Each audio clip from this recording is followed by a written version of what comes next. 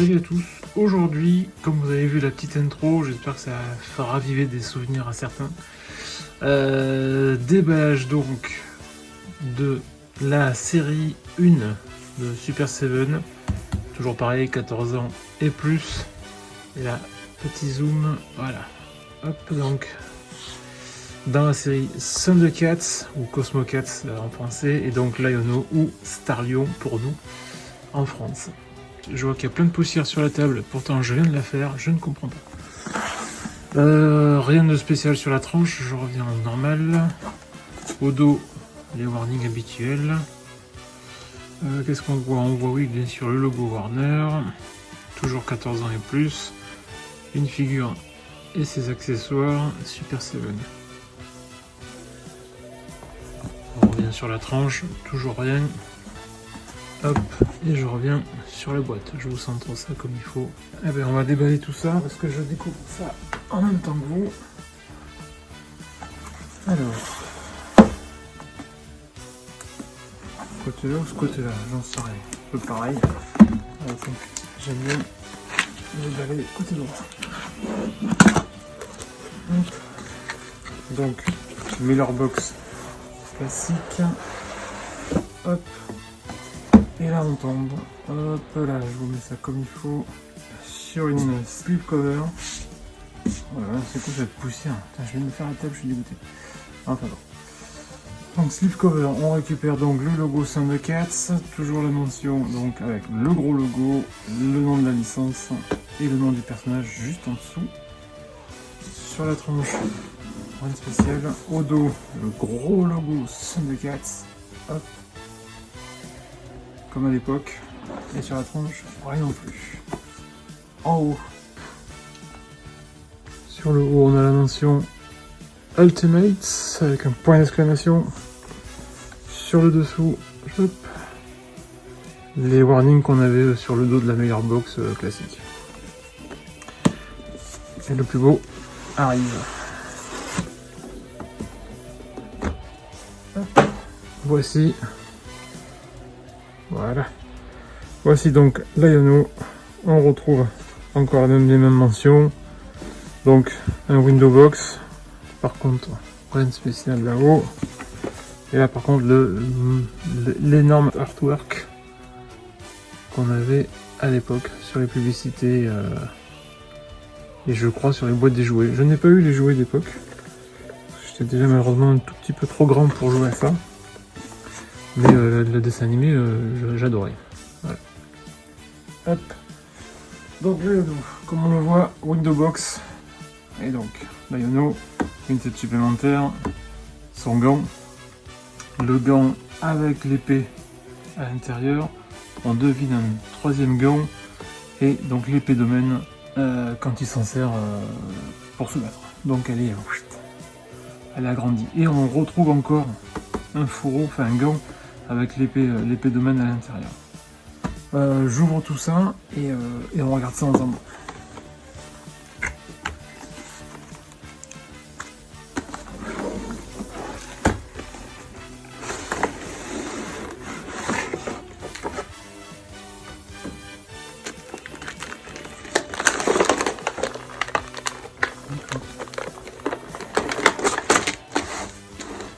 Alors, petit aparté dans le démontage, là je viens donc de le sortir et je vois que donc il y a deux étages. Il y a deux niveaux. Il y a le niveau avec la figurine et il y a des accessoires. Donc les petits moulages qu'on a là, en fait c'est le moulage du corps de la bulle précédente. Donc on a encore deux jeux de main et le livre Domaine en doré. Donc le livre que Jaga donne à Liono, et ça on le verra après. Petit backdrop, pouf, voilà quoi, juste pour donner un effet, mais rien de fou quoi, rien au dos. Hop. Voilà, revenons, je vais pousser ça pour l'instant, revenons là-dessus. Donc rapidement, le livre domaine. Hop, je vais me caler où? Là. Alors il ne s'ouvre pas, hein. Ne rêvez pas, c'est juste une belle petite pièce en plastique.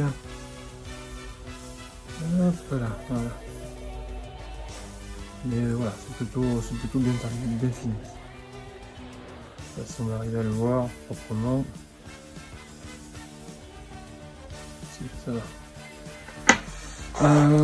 2 jeux de main, donc des mains a priori certainement pour tenir l'épée et autres. Donc des mains ouvertes, des mains fermées. Là, ce sont que des mains fermées. Elles sont sensiblement toutes les mêmes. C'est ça qui me paraît un petit peu étonnant. Mais bon, on verra ça après, à l'utilisation ou à la pause. Et donc là, la bulle principale. Et là, je vais juste vérifier s'il est bien tenu ou pas. Non, il est juste emboîté, donc on va pouvoir le sortir. Alors, première chose, déjà on va s'intéresser forcément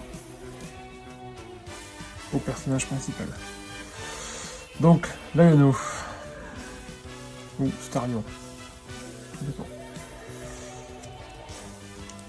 Au niveau des articulations, donc en gros, il faut quand même pas se faire d'illusions, on est quand même sur une réutilisation de beaucoup de pièces de ce que fait Mattel à l'époque, parce qu'en fait ils ont récupéré la licence, donc ils ont dû récupérer les moules certainement, et physiquement on est très proche de ce qui se fait sur du Masters of the Universe classique ou Club Grayskull.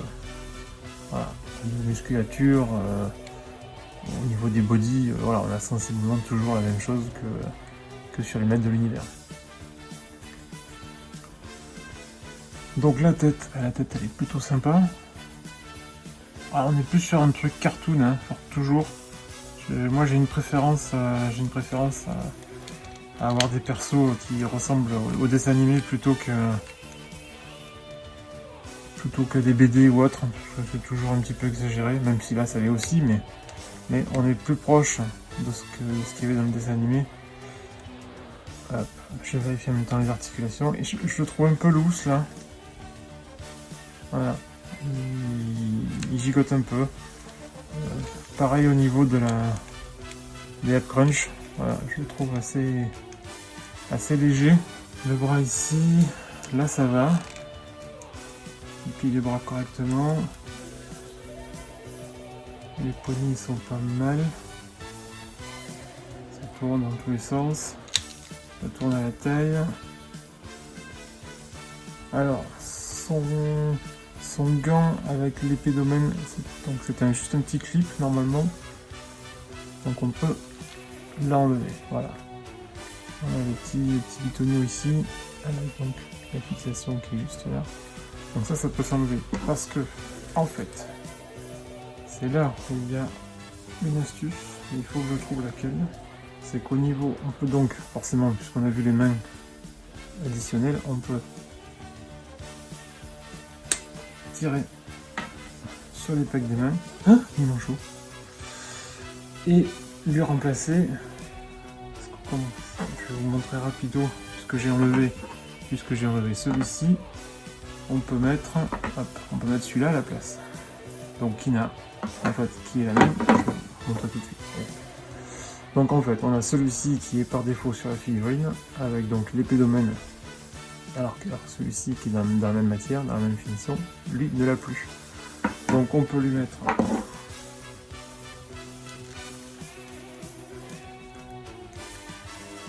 si je galère pas trop, voilà, on peut lui mettre la griffe et l'épée dans l'autre. À savoir que au niveau, c'est quoi ça? Je sais pas. Au niveau du gant, il y a deux types de gants. On a un gant qui est, on va dire, typé cartoon, donc lisse, doré, et qu'on va avoir la même chose en mode, on va dire, un petit peu plus fourrure. Voilà, je le mets dessus. Pour avoir la différence entre les deux. Donc en gros là on a un gars un petit peu plus, on va dire, réel, entre guillemets. Voilà, c'est vrai que moi j'ai tendance à préférer celui-là. Et donc on a la même chose, hein, puisqu'on avait... C'est un peu décousu, mais parce que je découvre ça en même temps gros. Voilà, on a le lisse, on va dire entre guillemets, car le dessin animé, et le fourrure.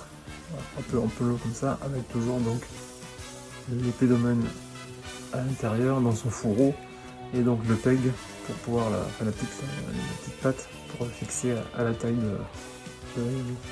Alors, la taille bouge pas trop mal.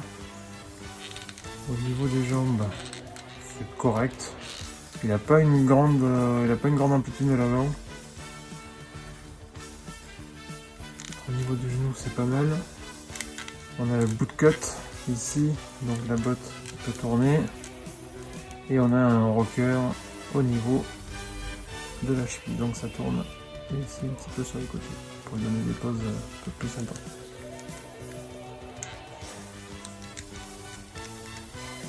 Et donc on va essayer, puisque là comme il est en mode bataille, on va lui changer la tête puisqu'on a une tête alternative. Un peu tight mais ça passe. Voilà. Donc là il est en mode gros vénère, voilà. En mode énervé.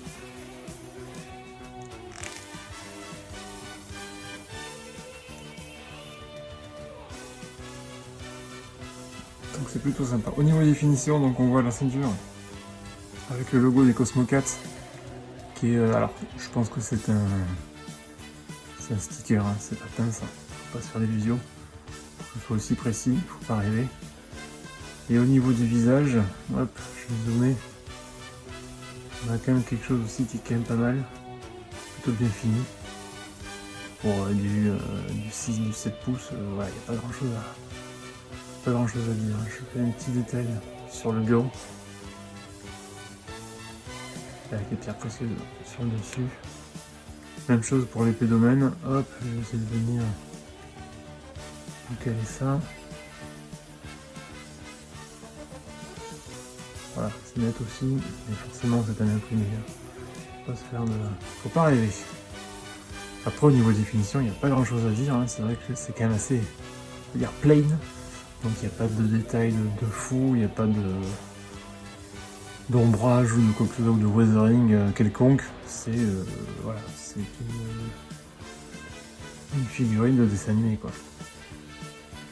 Donc c'est propre, mais voilà, il n'y a pas de détails incroyables. Mais c'est bien géré, voilà, ça déborde pas, c'est propre. Donc il n'y a pas grand chose à dire au niveau qualité, c'est pas mal. Il n'y a que certaines articulations qui sont un petit peu molasses, quoi, voilà, qui m'interrogent un petit peu, mais par contre voilà, on n'a pas de double knee, voilà, il n'y en a qu'un. Mais il y a de quoi faire, dans tous les cas. Je sais pas si le livre domaine il arrive à le tenir ou pas en main. Non. Non, c'est juste un accessoire. Petit retour sur son visage standard, je crois que je l'avais pas fait. Voilà, même chose, hein, au niveau des détails, c'est quand même très correct. Pas grand chose à dire.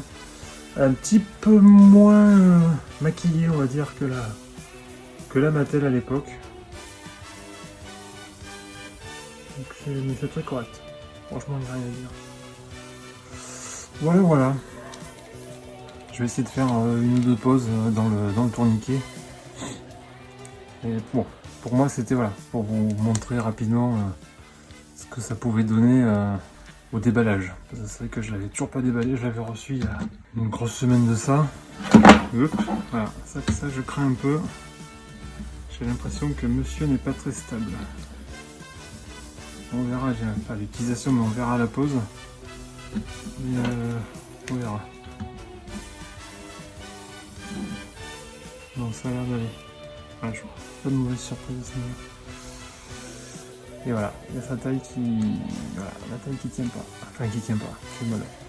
Donc, oui, comme ça, de par le haut, ça tient, mais les jambes, c'est trop lourd. Pourtant, on sent bien qu'il y a un cran, hein, mais le cran suffit pas. Il tient pas. Bon, c'est pas très grave. Voilà, donc c'était le tour complet, le déballage, on va dire, de l'Aiono Super 7. À plus, ciao.